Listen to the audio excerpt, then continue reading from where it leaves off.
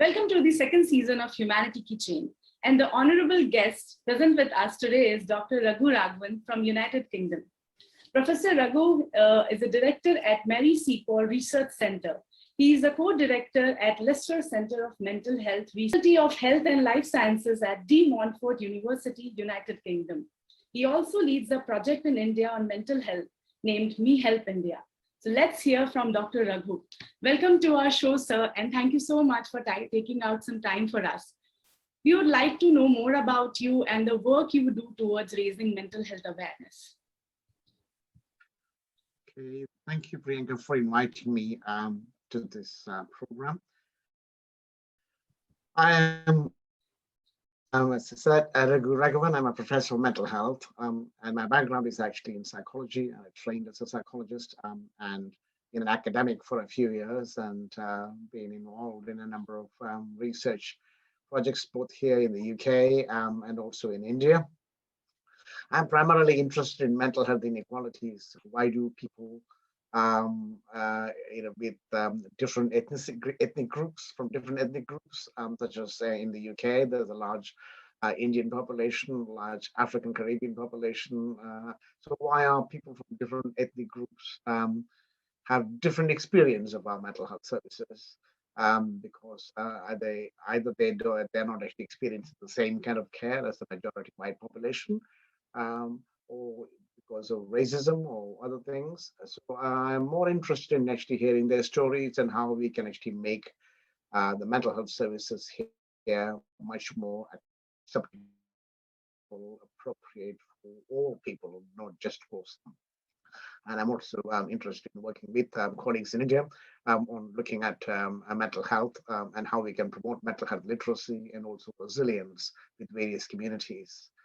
I tend to work with communities rather than in a traditional research fashion. We use participatory research and using creative arts, films, theatre. Using think outside the box methodology, so to say, in terms of communicating and engaging with communities and trying to co-create something. Bring something together with the community. So that will be beneficial for them in the long run. So that was something very interesting when I visited the website of Me Help India. I found that you are using theatre to raise mental health awareness. So I found this idea very interesting, and I would love to know more about it.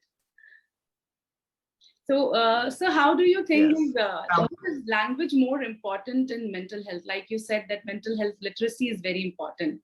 So how does language matters here? So can you please tell us something about that? Okay. Mental health literacy is an important concept. Even now, in the pandemic context, and also in all ages and walks of life as well. Mental health literacy is not just mental health awareness. Mental health literacy can kind of consist of 6 different points, really. It is our ability to understand what happens to us in terms of the mental distress and the conditions and other kind of aspects of the condition and how it actually affects us and our behavior and our relatives' behavior or friends' behavior, all those things. Secondly, we need to have a better understanding of what are the causes and risk factors for mental illness or mental distress. And thirdly, I think we need to have a much more of an understanding as to how we seek appropriate help and support. What kind of professionals should we be approaching for professional help and support? And fourthly, I think we need to be looking at what are how we fight against the stigma of mental health. Finding appropriate ways of actually overcoming that stigma and mainstreaming that mental health conversation. And fifthly, I think we need to look at what kind of information, what is the right kind of information that we can actually look at if you are seeking right information about it, because there's a lot of misinformation in the media, including the social media, and how is it that we actually kind of get the right kind of information about it. Very, very valid points. And how does culture, religion, spirituality play a major role in terms of how we interpret, how we see it, and how we communicate the whole idea of mental health and well-being and mental distress to others. Because suffering in silence is an option that creates more damage to yourself and to those around you.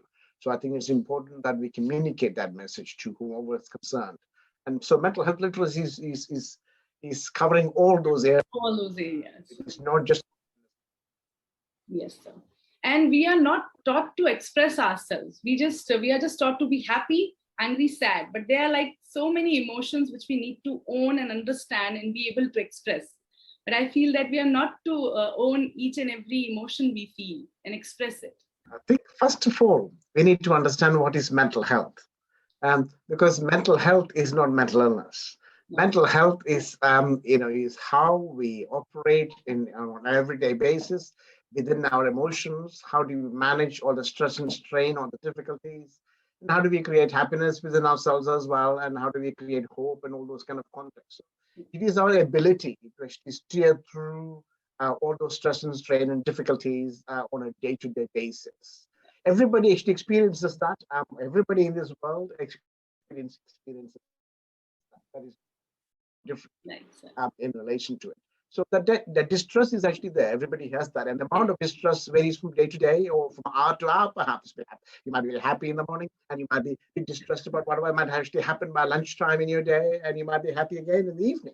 So it actually happens on the context and how we actually perceive the context. And so I think it's important to understand that everybody actually experiences distress, but it is not an illness mode, that distress mode. And I think you can overcome some of those things. We call it a condition, or we call it as an illness, when it actually severely affects your day-to-day life, or that you can't operate as you normally operate with yourself, and also with your family, and also your friends or your employers, etc.